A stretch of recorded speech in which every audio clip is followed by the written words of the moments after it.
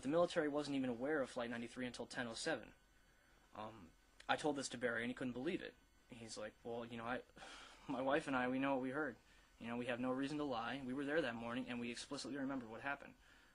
If a fighter jet flew over my house that morning, I'd probably remember it very vividly, too. That being said, there are a lot of aspects of the Shanksville crash that don't make sense. If you look at any other commercial airliner crash, and believe me, I've gone through hundreds of them, there is no historical precedent for a complete...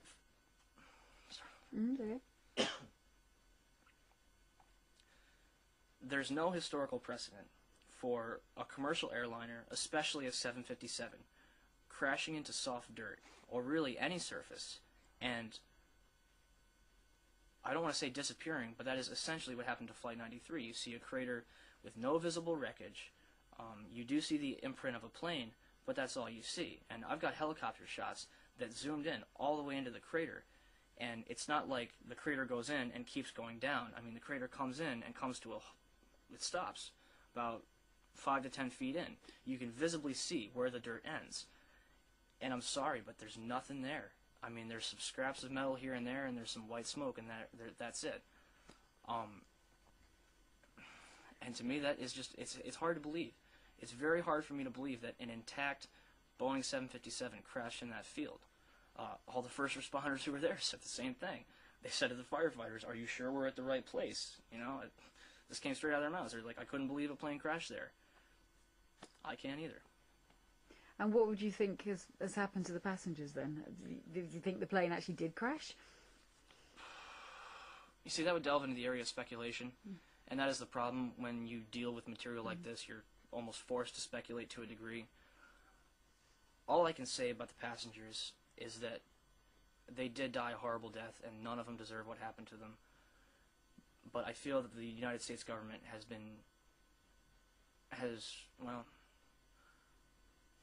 I feel that the U.S. government has been anything but transparent, not only with the American public, but with Flight 93's relatives. They asked numerous times, can we listen to the cockpit voice recorder? Can we hear the last moments of our husbands, our wives, our sons? Can we hear the last moments of their life? FBI dragged their feet. They said, no, can't do it. National security. Which is interesting because whenever, any other time that there has been an airplane crash related to terrorism, the FBI has released the cockpit voice recorder. It took them some time, but they did release it. And the FBI told the family members, no, we're not going to release it at all. They had to fight for it. And eventually they could listen to it, but they had to go and listen to it in a private room. They had to listen to it through headphones, and they couldn't take notes. And not only that, after Zacarias Moussaoui's sentencing in 2004, in 2006, I'm sorry, I don't know why I said 4. After Zacarias Moussaoui's sentencing in 2006, Flight 93's, the victims of Flight 93's family members went through the transcript and said, wait a minute, this isn't the same tape we listened to. There's things in here that weren't in the one we listened to, and there's things that we heard that were cut out. So that's suspicious to me. I think that's the bottom line of this whole thing, is that people try to paint it like I'm the only person saying this. I'm some lone nut. I'm some stupid conspiracy theorist living in my parents' basement. I haven't lived with my parents since I was 16. I saw a lot of people asking questions, and I just joined them. Is pretty much what it came down to. And there are a lot of family members and a lot of survivors asking the same questions now. It took them a couple years, but they've warmed up to it, and they're furious. Bob McIlvaine, Bill Doyle, Jersey Girls, all kinds of people, all kinds of organizations dedicated to still, 6 years after the fact, fighting for answers to their questions, and the government and the media are dragging their feet and refusing to talk to them. Sibel Edmonds, she's an FBI translator who has publicly said the U.S. government, and I'm sorry, Sibel Edmonds, an FBI translator, has said numerous times, the American people do not know the true perpetrators of 9/11. And she said that if the information that she uncovered during her duties was actually brought to light, there would be serious, high-level indictments in this country. Sibel Edmonds is now the most gagged woman in history. John Ashcroft used the state secrets privilege to pretty much shut her up. It's an act that I believe hadn't been used since the early 1900s. I don't know for a fact, but it's a very rarely invoked privilege. And John Ashcroft slapped Sibel Edmonds with it. If you guys want a story, get Sibel Edmonds in here. Ask her what she's got to say. She's offering. She's like, I've been told to shut up. I've been told that I could lose everything that I have if I open my mouth. And she's like, I'm now ready to open my mouth. So she's calling on the she's literally calling out the mainstream media. She's saying, listen, I have information that can prove the official story is false. She's an FBI translator. She was there when it happened. She had to go through tons of messages. She knows what she's talking about. And the fact that the mainstream media, to this day, she offered this challenge almost a month ago now.